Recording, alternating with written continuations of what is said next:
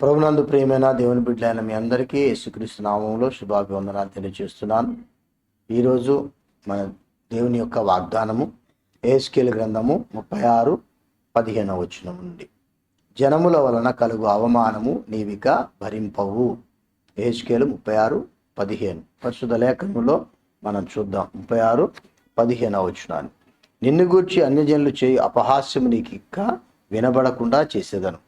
జనముల వలన కలుగు అవమానం నీవికను భరింపవు. నీవు నీ జనులను పుత్రహీనులుగా చేయకయుందువు. ఇదే ప్రభువు యెహోవా వాక్కు.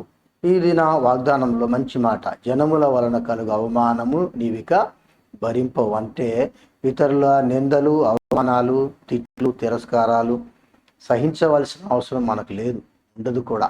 ఎందుకంటే దేవుని యందు ఆనందించే వారంగా మనం ఉంటే ఆ స్థితి మనకు ఉండదు. కాబట్టి ఆ స్థితిలో మనం ఉండకుండా దేవుడు మనని కాపాడుతాడు. చూడండి, అదే యెహెజ్కేలు గ్రంథము 36:13 ప్రభువు యెహోవా సెలవిచ్చినది ఏమనగా, దేశమా నీవు మనుషులను భక్షించు దానం, నీ జనులను పుత్రహీనులుగా చేయు దానం అని జనులు నిన్ను గురించి చెప్పుచున్నారే. ఇప్పుడే చాలా లోకంలో మన అందరి గురించి, మన క్రైస్తవుల గురించి చెప్తున్న మాట కూడా అలాంటిదే. నువ్వు మనుషులను భక్షించే దానం అని. కాబట్టి మనం అలాంటి వారం కాదు. ఇదే యెహెజ్కేలు గ్రంథంలో ఇంకా కొన్ని మాటలు చూద్దాం.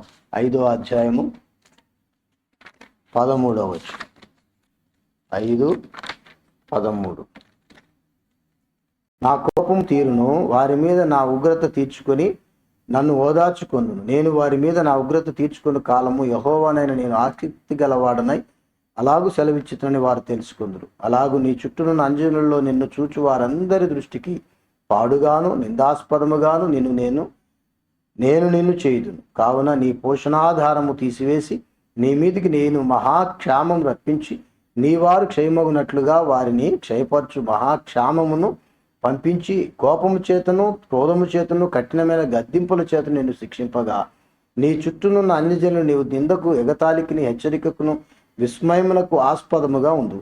యెహోవానకు నేనే ఆజ్ఞ ఇచ్చున్నాను. ఈ ప్రకారం నేను నీ మీదికి క్షామమును, దుష్టమృగమును పంపుతును. అవి నీకు పుత్రహీనత కలుగచేయును, తెగులును, ప్రాణహానియు నీకు కలుగును, మరియు నీ మీదికి ఖడ్గం రప్పించేను. యెహోవానకు నేనే ఇలాగూ ఆజ్ఞ ఇచ్చిన. దేవుడి యొక్క సకలమైనటువంటి కార్యములు, దేవుని వ్యతిరేకంగా, దేవుని మాటకు భిన్నంగా ఉన్నటువంటి వారి పట్ల. ఇది 8వ అంటాడు, కావున ప్రభువైన యెహోవా నేను నీకు విరోధినైతిని, అన్యజనులు చూచుండగా నీకు శిక్ష విధింతును. కాబట్టి దేవుని దృష్టిలో మనం ఏమై ఉంటున్నాం, ఆయన ఏర్పాట్లు ఎలాంటి స్థితి మనం కలిగి ఉంటున్నాం అన్నది మనల్ని మనం జ్ఞాపకం చేసుకుని ఆయనకు మహిమార్థంగా జీవించే వారంగా ఉందాం. 34వ అధ్యాయంలో కూడా చూద్దాం. యెహెజ్కేలు గ్రంథము 34:29 మరియు వారి దేశంలో కరువు కలిగి నశించిపోకుండాను, అన్యజనుల వలన వారి కవమానము ప్రాపించకుండాను, వారి ప్రఖ్యాతి కొరకై తోట ఒకటి నేను ఏర్పరచెదను. నా గొర్రెలు నేను మేపుచున్న గొర్రెలు నాకు మీరు మనుషులు, నేను మీకు దేవుడను. ఇదే ప్రభువుకు యెహోవా వాక్కు. కాబట్టి దేవుని వాగ్దానం తన ప్రజలను తానే కాపాడుకుంటాడు, తానే రక్షించుకుంటాడు, తానే శిక్షించుకుంటాడు. తన కొరకు వారిని సిద్ధపరచుకునేవాడిగా ఉంటాడు. ఏ విధంగా తన కొరకు సిద్ధపరచుకోవాలో తనకు ఎరుకై ఉన్నది. కాబట్టి మనం ఆయన చేతులు ఉన్నంత సమయం కూడా ఆయనకి ఇష్టలుగా ఉండటానికి ప్రయత్నం చేయడం ఎంతైనా అవసరం. కాబట్టి విశ్వాసంలో మనం చెప్పుకుంటూ శ్రమకు కానీ, శోధనకు కానీ, బాధకు కానీ, హింసకు కానీ, నిందకు కానీ మనం లోబడలేని వారమైతే దేవుని మహిమ రాజ్యమునకు వారసులము కానేరము. కాబట్టి మనము ఆ రీతిగా సిద్ధపరచుకుందాం. కాబట్టి ఆయన మంచి మాట ఇస్తున్నాడు.